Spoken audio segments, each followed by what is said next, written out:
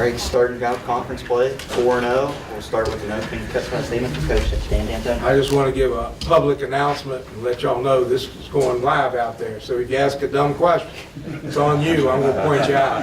I've been working on that, keep y'all honest, so I got it straight now. Well, it was a great game.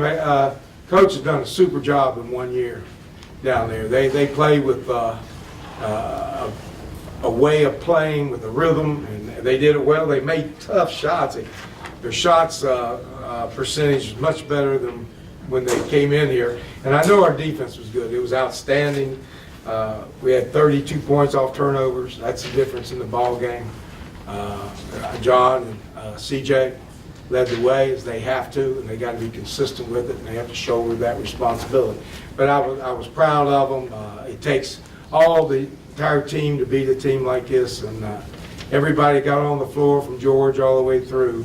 I thought gave a good effort and a good account of themselves. And it's a good victory, 4-0. We got to get ready for Saturday night.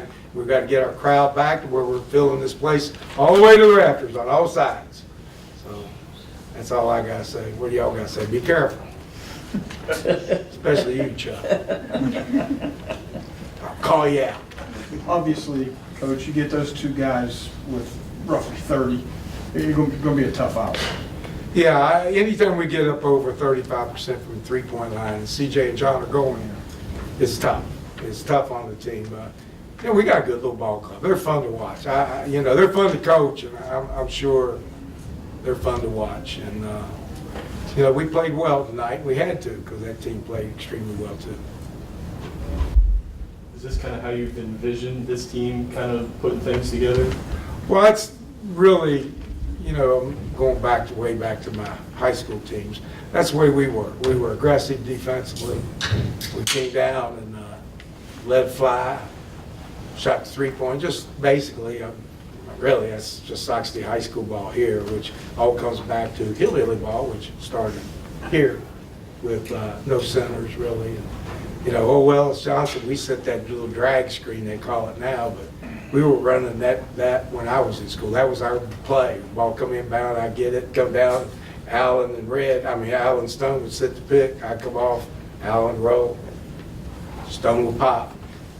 I love Bob. I never threw it to him. I threw it to George because he could make all those shots. But that's basically how we play, this transition. I remember the second year, Ellis had gone out and studied all kinds of offenses to get us a definite offense. We came back. We were terrible the first 6 or 7 games. And the George, from what I understand, Larry McKenzie told me, George and Bob Red went in. He said, Coach, we got to scrap that offense. Get the ball, Danny. We'll run down the floor. He'll get it to one of us. We're going to shoot it.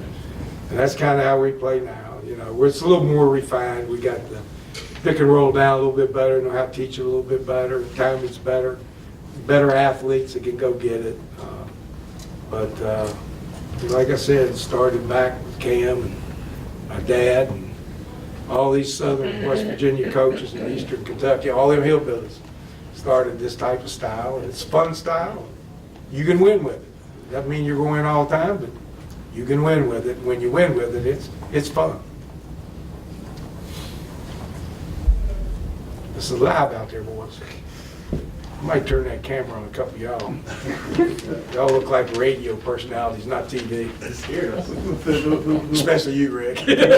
Don't throw those cameras that way. We'll run half a crowd out of it. With the way y'all play, up and down like that, to keep your turnovers down, what you've done in several games here. Where we have turnovers tonight, I don't know. 11. 11, that's pretty good, going at 96 points or something like that. That's really good. And it all comes down to just keeping the floor spread and then making the first easy play. And it's really good when you consider the number of lobs, the risk lobs that we throw. We throw a lot of risk passes. What a lot of coaches would say are risk passes. But for us, it's like shooting layups. We do it all the time.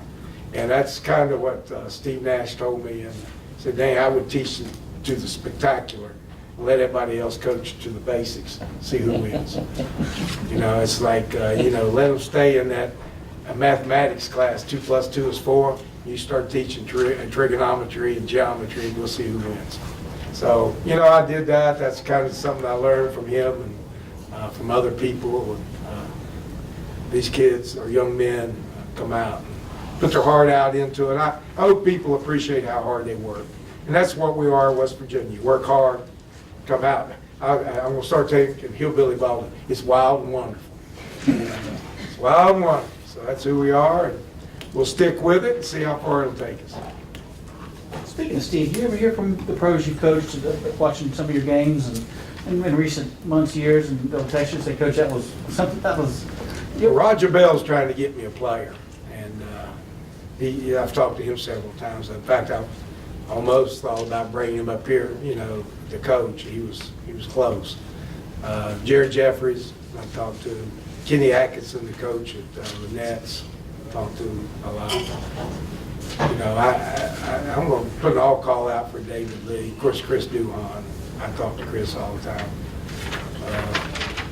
Leandro Barbosa, he's probably in some Brazilian steakhouse eating. But, I have fond memories of them. And Shaq, if he walked in here, first thing he'd say is, "How's your hip, coach?" Because I had to replace my hip while he was there. "Is your hip okay? How'd that feel?" I go, "I'm fine, Shaq." But anyway, it was a great experience, and basketball's fun. I enjoyed it. I hope y'all enjoy it. It's fun. Good. Thank y'all. Go Herd! For all you.